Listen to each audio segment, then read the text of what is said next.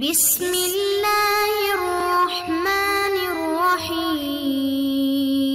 السلام علیکم معزز طلباء کرام، آپ سب کیسے ہیں؟ آج ہم مؤطا امام محمد کے سبق نمبر 151 کو پڑھیں گے۔ آج کے ہمارے سبق کا عنوان ہے حج کے مہینوں میں عمرہ کرنے کا بیان۔ ویسے تو حج کے مہینوں میں حج کے ساتھ بھی عمرہ کیا جا سکتا ہے، علادہ بھی کیا جا سکتا ہے، لیکن حج کیے بغیر صرف عمرہ کرنا یعنی عمرہ کر کے واپس گھر کو آ جانا، تو اس حوالے سے ہمارا آج کا کلام ہوگا۔ اور نیا عنوان ہے باب کا، وہ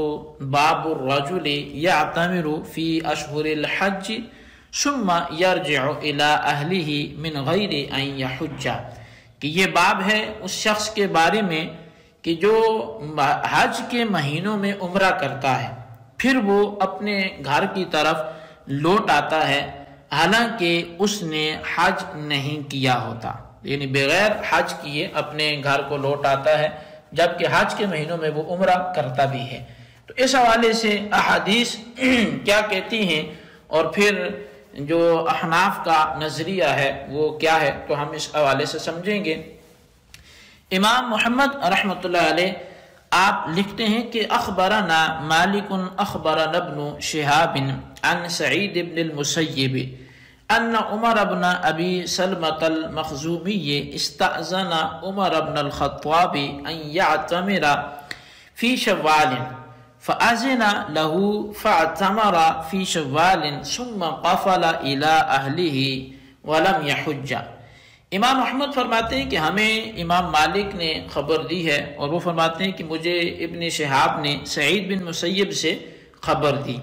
کہ عمر بن ابو سلمہ مخزومی نے حضرت عمر بن خطاب رضی اللہ عنہ سے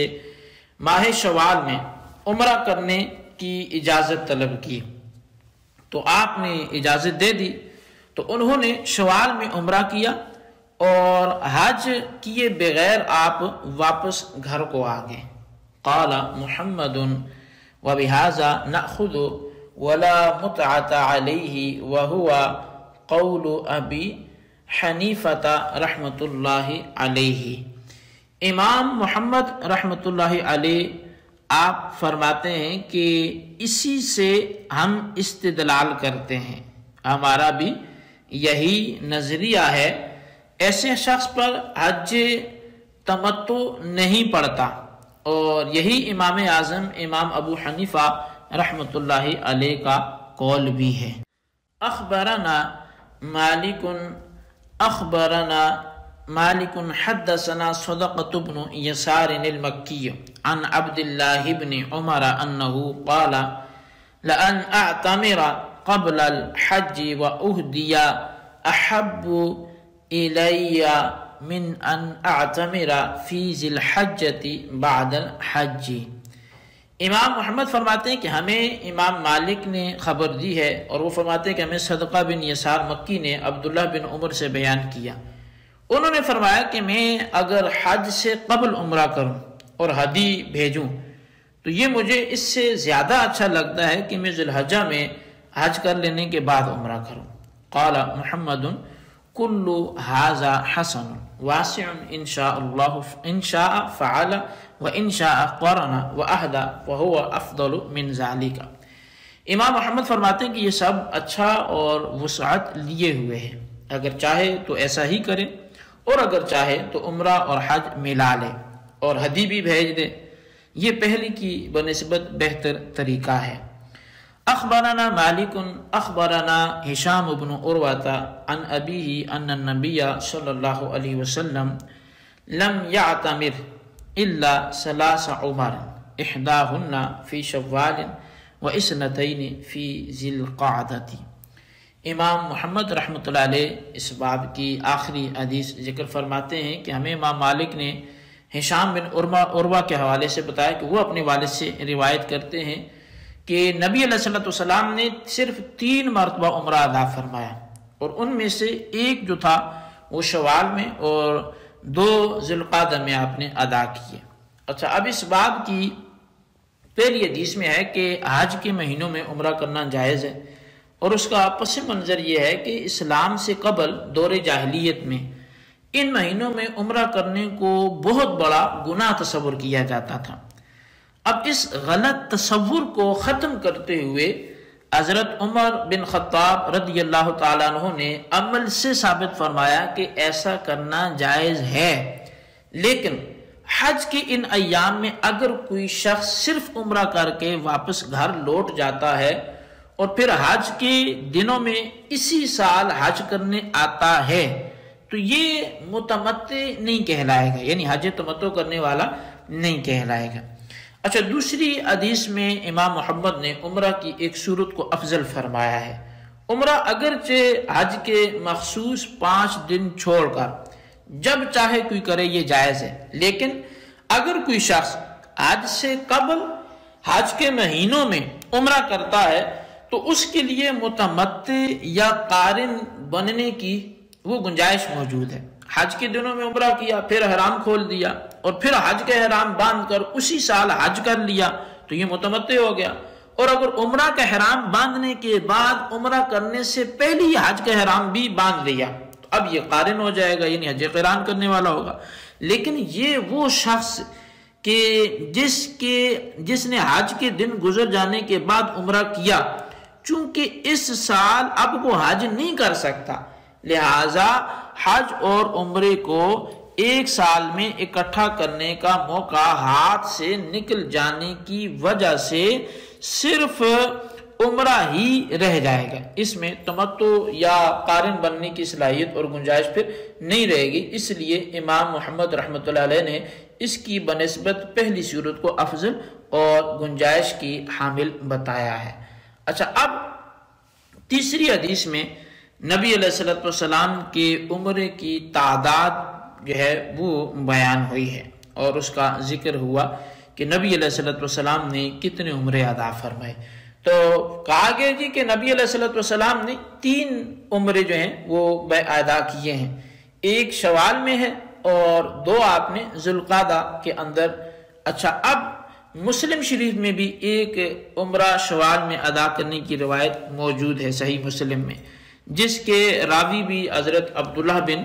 عمر رضی اللہ عنہما ہیں، لیکن بکثرت احادیث اس کی تصدیق کرتی ہیں کہ پیارے آقا صلی اللہ علیہ وسلم نے 3 نہیں بلکہ 4 مرتبہ عمرہ ادا فرمایا ہے، اور یہ بھی کہ آپ نے تمام عمرے ذوالقعدہ میں ہی ادا فرمائے ہیں۔ ایک عمرہ کی استثناء بھی ملتی ہے کہ آپ نے حج کے ساتھ ادا فرمایا۔ ان احادیث کے اختلاف کو یوں دور کیا جا سکتا ہے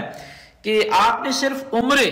جو حج کے بغیر ہیں وہ 3 کیے ہیں، اور جو چوتھا عمرہ ہے وہ حج کے ساتھ ادا فرمایا ہے۔ اس لیے جن حضرات نے 3 عمرے ذکر فرمائے وہ صرف 3 عمرے بیان کرتے ہیں کہ جو صرف عمرے ہی تھے، اور جن حضرات نے 4 کہے وہ کل بیان کرتے ہیں کہ جو حج کے ساتھ ایک تھا اس کو بھی شامل کیا۔ باقی رہا وہ شوال میں عمرہ کرنے یا نہ کرنے کا معاملہ، تو شوال میں عمرہ ادا کرنے کے جو راوی ہیں وہ حضرت زبیر رضی اللہ تعالیٰ عنہ ہیں۔ تو اس میں تطبیق یوں ہو سکتی ہے کہ آپ نے حج کے ساتھ والا جو عمرہ ہے وہ شوال میں ادا کیا ہو، لیکن ایک روایت میں ایک عمرہ جو ہے وہ رجب میں ادا کرنے کا بھی تذکرہ ملتا ہے، جسے حضرت عبداللہ بن عمر کی روایت سے لیا گیا ہے، لیکن یہ صحیح نہیں ہے، کیونکہ جب ان کی یہ روایت حضرت سیدتنا عائشہ صدیقہ عتیقہ رضی اللہ تعالی عنہا کو سنائی گئی تو آپ نے جو کچھ فرمایا وہ امام مسلم نے اپنی صحیح میں نقل فرمایا، جس کا خلاصہ جو ہے وہ یہ ہے کہ حضرت عروہ بن زبیر رضی اللہ تعالیٰ عنہ فرماتے ہیں کہ میں اور حضرت عبداللہ بن عمر رضی اللہ عنہما سیدہ عائشہ صدیقہ رضی اللہ عنہا کے حجرہ کے ساتھ جو ہیں وہ ٹیک لگائے ہوئے بیٹھے ہوئے تھے، تو ہمیں ام المؤمنین کے مسواک کرنے کی آواز سنائی دے رہی تھی، تو میں نے کہا کہ اے ابو عبد الرحمن، یعنی حضرت عبداللہ بن عمر رضی اللہ عنہما کو ان کی کنیت سے پکارا کہ کیا نبی علیہ السلام نے رجب میں عمرہ کیا ہے؟ تو حضرت عبداللہ نے کہا ہاں۔ تو میں نے سیدہ عائشہ صدیقہ رضی اللہ تعالیٰ عنہ سے عرض کیا کہ امی جان کیا آپ ابو عبد الرحمن کی بات نہیں سن رہی؟ تو فرمانے لگی وہ کیا کہہ رہے ہیں؟ میں نے عرض کیا کہ وہ کہتے ہیں کہ نبی اکرم صلی اللہ علیہ وسلم نے رجب کے مہینے میں عمرہ کیا تھا۔ تو اس پر حضرت ام المؤمنین سیدتنا عائشہ صدیقہ رضی اللہ تعالی عنہا نے فرمایا، اللہ تعالیٰ ابو عبد الرحمن کی مغفرت فرمائے، مجھے قسم ہے کہ نبی اکرم صلی اللہ علیہ وسلم نے رجب میں عمرہ نہیں ادا فرمایا۔ آپ نے جب بھی عمرہ ادا فرمایا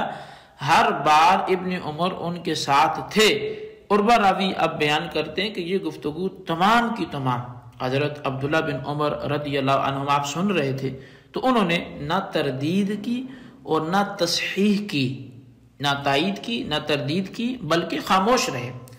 اب یہ صحیح مسلم شریف کی روایت جو ہے وہ یہاں پہ آ کے مکمل ہوئی۔ تو حضرت عبداللہ بن عمر رضی اللہ عنہما کی خاموشی اس پر دلالت کرتی ہے کہ سیدہ عائشہ صدیقہ رضی اللہ تعالی عنہا کا رجب کے مہینے میں نبی اکرم صلی اللہ علیہ وسلم کے عمرے کا انکار فرمانا ان کو بھی منظور ہو گیا تھا۔ تو خلاصہ یہ ہے کہ نبی اکرم صلی اللہ علیہ وسلم نے 4 عمرے ادا فرمائے، 3 صرف عمرے تھے، چوتھا حج کے ساتھ تھا، 3 ذوالقعدہ میں تھے اور چوتھا حج کے ساتھ حج کے مہینوں میں ادا فرمایا۔ تو یہ ایک انتہائی پیاری صورت بنتی ہے جو تطبیق کی راہ نکلتی ہے، اور اس تطبیق میں شوال اور ذی القعدہ کے اندر جو عمروں کا ذکر ہے کہ ایک شوال میں کیا تو اس کی بھی تطبیق ہو جاتی ہے، اور 3 عمرے ہیں یا 4 ہیں اس کی بھی تطبیق ہو جاتی ہے۔ رہا رجب میں عمرے کا معاملہ تو اس کی ویسی بھی تردید ہو گئی کہ رجب میں آپ نے کوئی عمرہ نہیں ادا فرمایا۔ تو بہرحال اس مسئلے کے احناف کو مزید 4 چاند لگتے ہیں۔ یہ جو تطبیق کی راہ ہے کہ حج قران کے ویسے بھی ہم قائل ہیں، تو اس کی بھی مزید یہاں سے تقویت جو ہے وہ ہوتی ہے۔ تو بہرحال یہ ہمارا آج کا سبق تھا، اس کو آپ اچھی طرح سمجھیں، اس کے خلاصے کو اپنے رجسٹر پر ضرور لکھیں اور بالخصوص ان سوالات کے جوابات دیں۔ سوال نمبر 1 یہ کہ نبی علیہ السلام نے ٹوٹل کتنے عمرے ادا فرمائے، 3 یا 4؟ مختلف روایات کی تطبیق بیان کریں۔ اور سوال نمبر 2 یہ ہے کہ سیدہ عائشہ صدیقہ رضی اللہ تعالیٰ عنہ نے رجب کے اندر عمرہ کے حوالے سے کیا فرمایا، اس کو بھی بیان کریں۔ اللہ تبارک و تعالیٰ سے دعا ہے جو کچھ ہم نے پڑھا سنوں سے یاد رکھنے کی توفیق نصیب فرمائے، آمین بجاہ نبی الامین صلی اللہ علیہ وسلم۔